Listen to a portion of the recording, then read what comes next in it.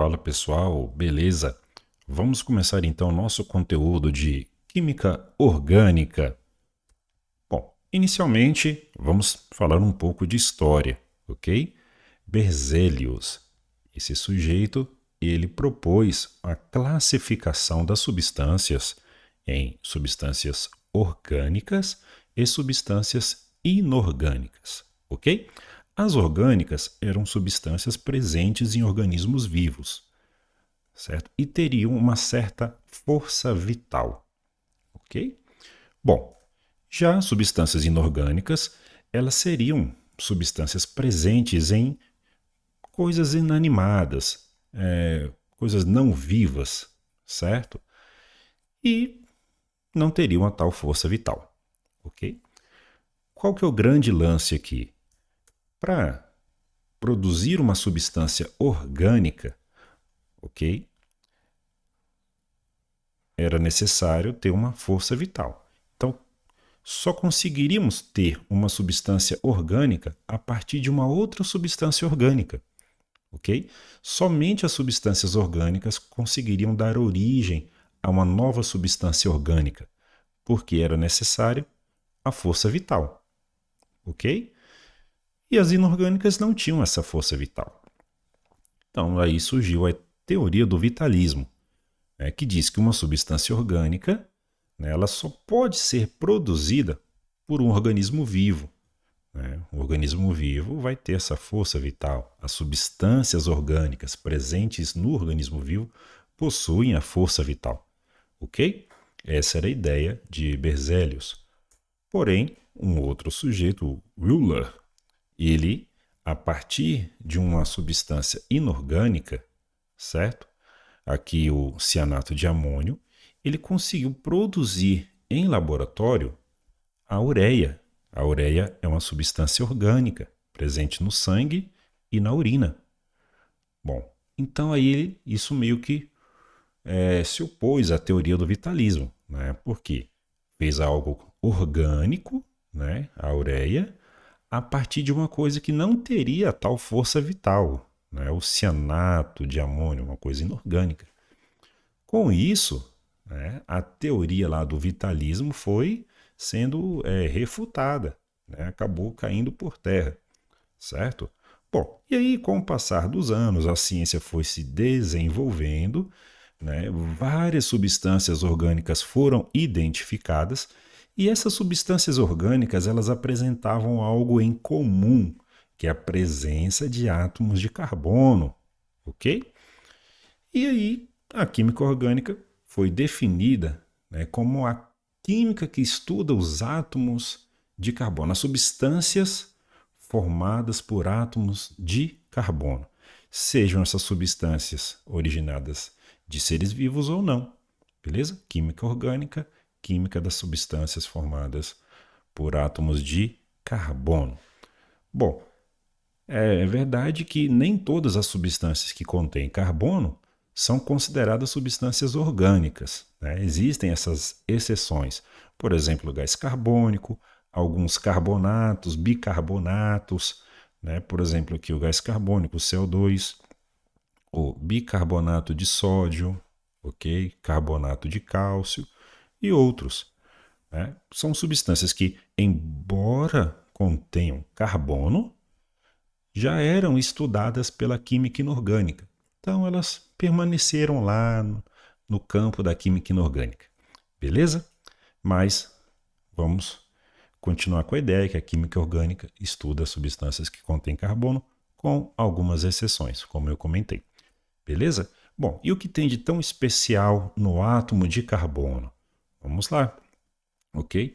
Carbono, número atômico 6, isso significa que ele tem 6 prótons, ok? No seu núcleo, o átomo de carbono. Se é um átomo eletricamente neutro, ele vai ter a mesma quantidade de prótons e elétrons, então ele tem 6 elétrons também. Como que nós distribuímos? Né? Um S2, 2S2, 2P2. Consumir todos os 6 elétrons aqui. Né? Agora, na camada de valência, eu tenho o quê? 4 elétrons, ok? pela regra do octeto, o átomo alcança uma estabilidade ao apresentar a mesma quantidade de elétrons na camada de valência que o gás nobre mais próximo, certo? Então, seria que ele vai alcançar estabilidade ao atingir 8 elétrons na camada de valência, certo? Ele já tem 4. Para ele conseguir os 8, ele precisa de mais 4. Como que ele vai conseguir esses mais 4 elétrons para completar os 8 aqui? Fazendo 4 ligações covalentes. Ele vai compartilhar elétrons de outros átomos, ok?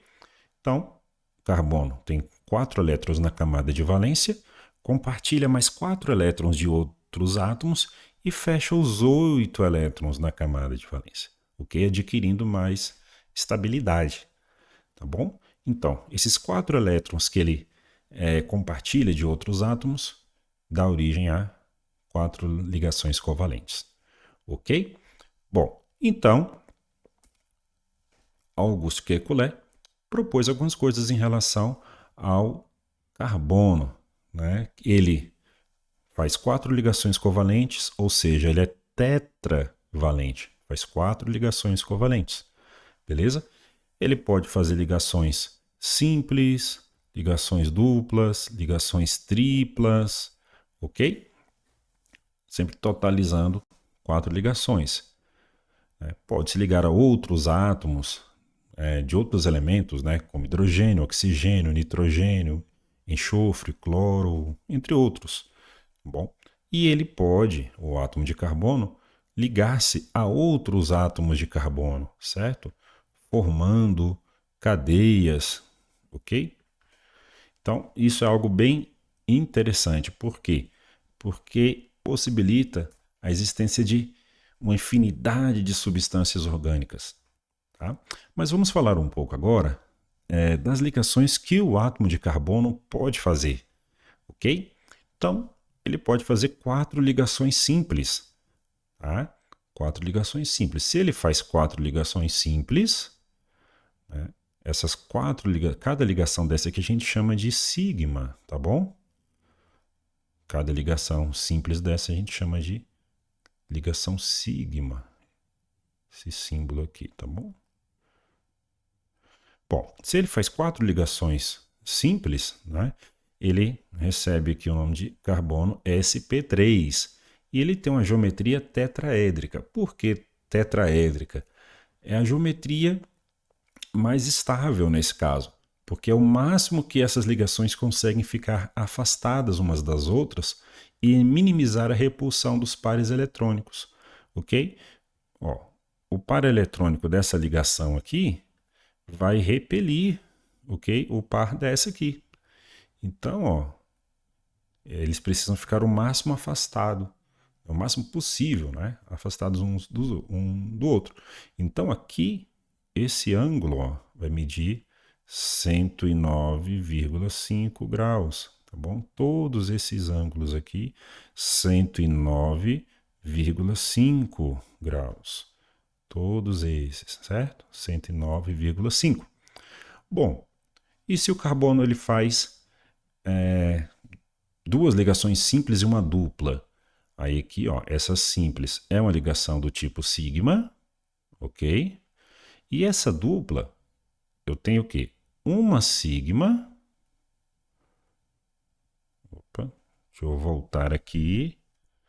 Ó, essa dupla é uma sigma e uma ligação π, tá bom? Uma sigma e uma π. Depois nós vamos explicar um pouco, vamos conversar sobre a diferença de uma sigma para uma π, beleza? Bom, tipo sp2 e tem uma geometria trigonal plana, tá bom? Porque no plano, ó, isso aqui forma um triângulo, não é? Ok? Aqui, ó, esse ângulo aqui entre essas duas ligações é aproximadamente 120 graus, tá bom? Na verdade é um pouco menor, porque esse par de elétrons repele, né? Aqui, ó, os elétrons da ligação dupla repelem os elétrons dessa ligação simples aqui. Então, acaba fechando um pouco esse ângulo. Deve dar aproximadamente aqui uns 117, por aí. Beleza? Bom, outra possibilidade de ligações no carbono é o carbono fazendo uma simples e uma tripla, né? Então, ligação simples tipo sigma, né? A ligação tripla vai ter uma sigma e duas pi. Ok? Ó, ok? Então, ao todo aqui, duas sigma e duas pi, certo? Forma 4 ligações. O carbono que faz esse tipo de ligação, uma simples e uma tripla, recebe o nome de carbono sp. Bom, a geometria dele é linear, né? Ó, esse ângulo aqui, ó, é 180 graus, beleza? Linear. Bom, e o carbono que faz duas ligações duplas? Ó, ele tem aqui cada dupla, né? Uma sigma e uma pi. Ó, uma sigma e uma pi. E esse carbono recebe o nome de carbono sp. Tem uma geometria linear também, ok? Ó, esse ângulo aqui das ligações, ó, adjacentes, 180 graus. Beleza? Então, olha só. Ligações simples são todas do tipo sigma. 4 ligações simples, né? Todas do tipo sigma. Ligação dupla, eu tenho uma sigma e uma pi, ok? Ligação tripla, eu tenho uma sigma e duas pi, ok? Então, vamos adiante. Bom, e aí, qual que é a ideia da ligação sigma e da ligação pi? Ligação sigma, pessoal, é a ligação que ela é feita aqui entre no eixo da ligação, né? Vamos dizer assim. Então aqui, ó, eu tenho uma ligação sigma. Essa ligação sigma, ela é bastante forte, porque ela está bem aqui, ó, entre os núcleos, bem no plano da ligação, certo? Então tem os elétrons aqui estão sendo bastante assim atraídos pelos núcleos, ok? E a ligação π? A ligação π, ela é feita fora do plano, certo? Ó, perceba que ela está um pouco afastada do núcleo, certo? É essa ligação aqui, ó, essa interação entre esses orbitais, ok? Então isso aqui tudo, ó, uma ligação π. Né? Então isso aqui seria essa molécula, ó, a ligação sigma aqui, né? Uma ligação π forma minha ligação dupla, ok? Ó, ligação dupla. Então, a ligação sigma, ela é uma ligação mais forte do que a ligação π. Por quê? Porque a ligação π, a interação dela é mais lateral, né, entre um orbital e outro. A ligação sigma não, ela está entre os núcleos aqui, certo? Há uma maior atração aqui dos elétrons pelos núcleos, ok?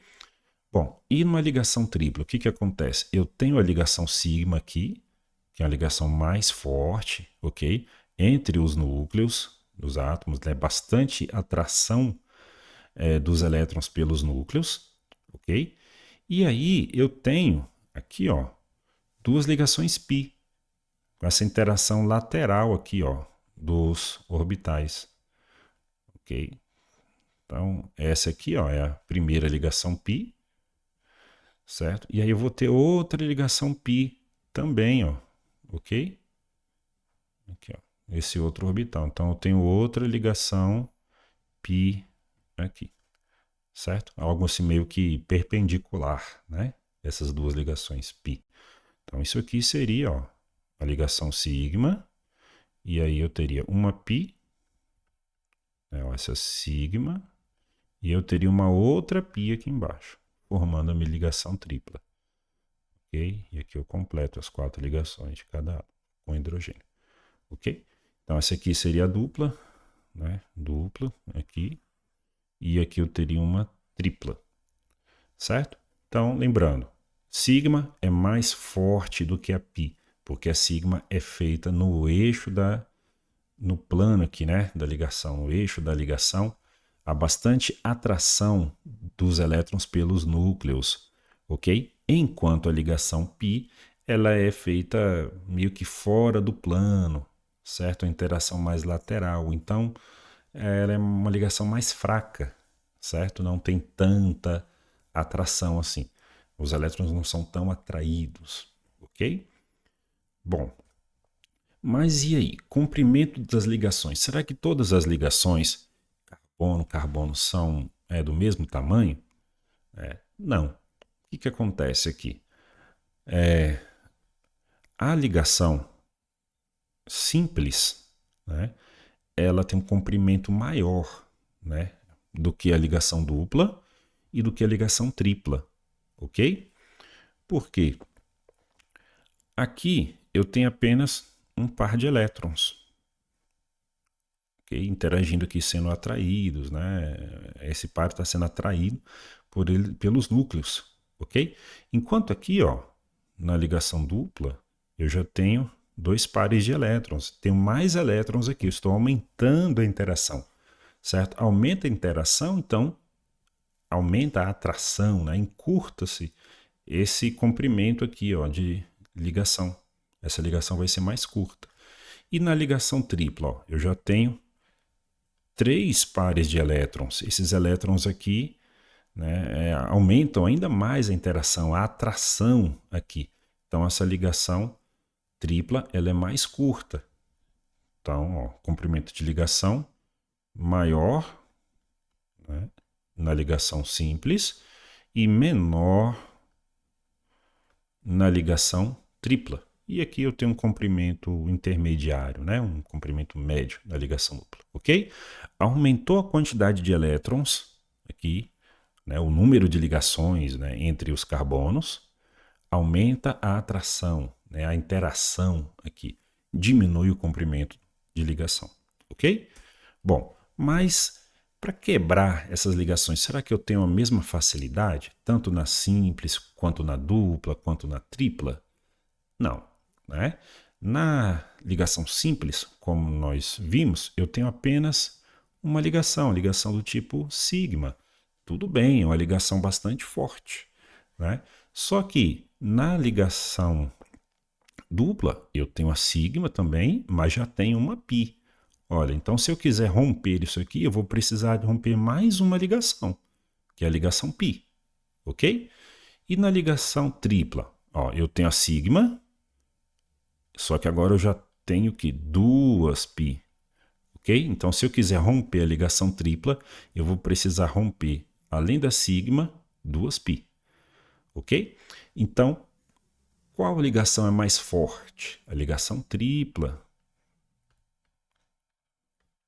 Preciso de mais energia para quebrar uma ligação tripla do que para quebrar uma ligação dupla ou do que para quebrar uma ligação simples, tá bom? Mais fraca, né? Menor